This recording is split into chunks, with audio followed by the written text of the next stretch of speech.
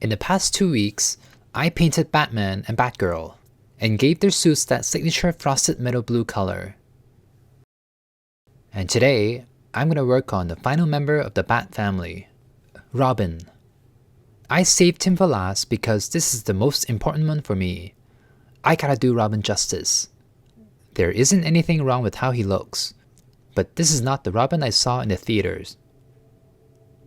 Let's deconstruct this figure. First of all, I love this Robin. Growing up in the 90s, superheroes tend to look a certain way. The costumes either look ill-fitted or they just look outlandish. But when I saw this Robin in the movie, it was the coolest suit I've ever seen. Robin gets his own signature suit that matches Batman but also unique in his own way? No way. I liked this Robin so much that I dressed up as Robin for Halloween that year. And maybe a few more years after that too. I still remember the foamy texture of that costume. Not only that, I also have the original figure to this day. I didn't get anyone else from the movie. The only figure I wanted was this Robin. Anyway, all that to say, this Robin means a lot to me, and he's the reason why I bought the entire Batman and Robin wave. That said, I don't know how to describe it, but something is off. Maybe it's the suit's color? I distinctively remember that his suit was blue. But I think what irks me is that the likeness is slightly off. I see Chris O'Donnell, but the shape of his head just looks a bit stretched. Chris has more of a square-shaped head, but here is more rectangular shaped. I also remember his Robin insignia going down his arms continuously, without any breaks. But looking at the reference images, I guess I was wrong about that. However, they for some reason didn't fully paint the upper arms shoulder areas, so the reds sometimes break into segments depending on the pose. Overall, these are all very minor issues. I think what bothers me the most is his height. He's the same, if not taller than Batman. Batman is always depicted as the tallest one in the Bat family, so this looks very jarring to me. Look how much more natural it looks when I shrink Robin and Batgirl down. These three would have looked so much better if the height differences are more obvious.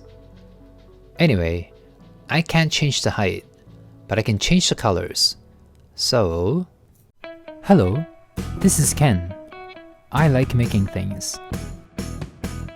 Whether it's repainting my figures or making diorama displays, I love making things look awesome. My goal is to elevate my figures so they can shine on my display. Join my DIY venture as I ask myself the same question every week. Can I make it?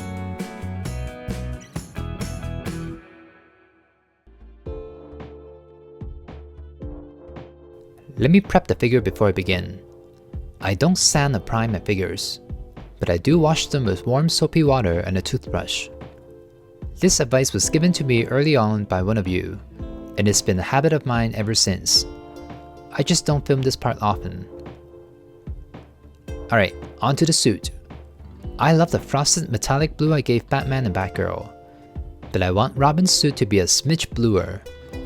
So I'm gonna mix the same three colors, but with a bit more emphasis on the blue. The first few strokes is always a little nerve-wracking. The blue looks so intense, but I gotta trust the process. The black just doesn't look right to me.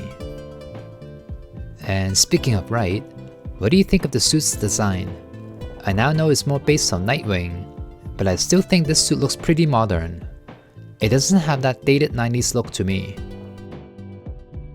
Okay, the nipples can go, but I still think the rest of the suit looks awesome. Especially the mask. I love that mask. Not sure how it stays on his face though. Now as for his cape, I'm only gonna paint the backside for now, because I have questions. I'll get to those later. Almost done with the blue. Just gotta paint the mask blue as well. And then paint the areas around the eyes black. And speaking of eyes, I usually don't touch them, but Robin has these piercing light blue eyes. They did give him blue eyes, but I want them even lighter, so let me try brightening them with a toothpick. That kinda worked. Now I feel confident. Let me add the beauty mark on Batgirl. Okay, you know what? You would think a toothpick would be pointy enough, but no. I tried multiple times, and every time the beauty mark was too big. I ended up adding it using a single strand of bristle from a brush. But back to Robin. I don't love how the lower half of his body is the same shade of blue. So I'm gonna add a thin wash of black over the boots to darken them a bit, so that there's a bit more separation between his tights and the boots. On to the red. Upon my research, the red tends to look different depending on the lighting. It can look orangish at times, but for me, I prefer a purplish red. I want the red to also have this frosted sheen as well, so I'm gonna mix a bit of metallic pigment into it. Not sure if this is the mandala effect, but I swear the red goes all the way down his arms. It looks so strange that there are these gaps on his elbows. And speaking of gaps, the red on his upper arm areas don't fully extend to his shoulders, which I find a bit odd because they already molded and painted the majority of it. This is going to affect the finish now because I gotta paint over these areas multiple times to get to full coverage. I could have painted the base with a regular red first, but it is too late now. The entire red section is going to be extra metallic. Alright, onto the head. It's pretty good. The thing that bugs me is the hair. Robin's hair in the movie is more of a dirty blonde, but here is a reddish brown. So I'm going to paint mine more of a cashew color. When I look at photos of Chris O'Donnell as Robin, his hair was pretty shiny. I don't think I can capture that shininess without it looking fake, but I'm going to try my best to give it more dimension by adding some shading here and there. And it's not really working. So I'm just going to keep trying until I'm satisfied.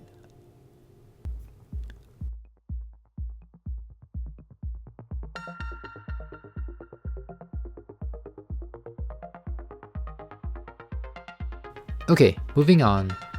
The skin tone is pretty good. I'm just gonna add a thin coat of paint to mattify it. And give him some pink lips, because they were very pink. And here's what the head looks like. I thought I ruined the hair, but it doesn't look that bad. The eyes turned out okay too, even though they're pretty similar to the original eyes. Alright, one last thing to paint. The underside of his cape. It took me a while to figure out the exact color, because my memory says it's the same blue, but this particular promo photo shows that it's red. So I went and looked up videos of Robin in the movie, and I'm still pretty inconclusive. It looks black or blue most of the time, but there are glimpses of it being red, except it's a really dark red. So I'm gonna paint mine a dark metallic red too. That should go with his look better than just pure black or blue. Okay, despite me liking this Robin a lot, I actually don't remember what he did in the movie. So when I was looking up the color of his cape, I realized that Robin was pretty much just a punching bag in the movie. Almost every character in the movie has given him some sort of beating. Why did little me think he was cool? And why was this movie called Batman and Robin when he was so useless? Anyway, I'm gonna finish it off with a bit of glossy varnish on his belt and boots to add a bit more shine to his suit.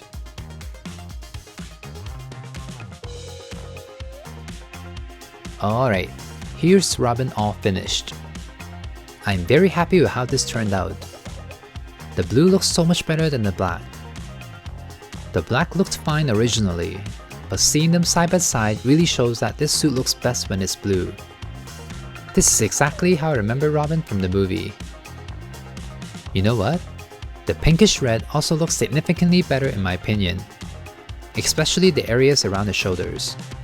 Having the red all connected looks so much better. The hair on the other hand, I'm still uncertain. I think it looks much more screen accurate, but I don't know if I captured the right shade. What do you think? Do you like what I've done? Let me know down below. I still can't get over how pretty the colors look. The blue is such a pleasing color to look at, and the red complements it so well. And that, along with the blonde hair, really makes this whole look work. And what I personally love is that the blue on Robin is more saturated than the blue on Batman and Batgirl. This blue wouldn't really work on Batman anyway, but I just love that it makes Robin stand out, and yet it doesn't look jarring to me. He might have gotten beaten up by everyone in the movie, but at least he gets to shine here.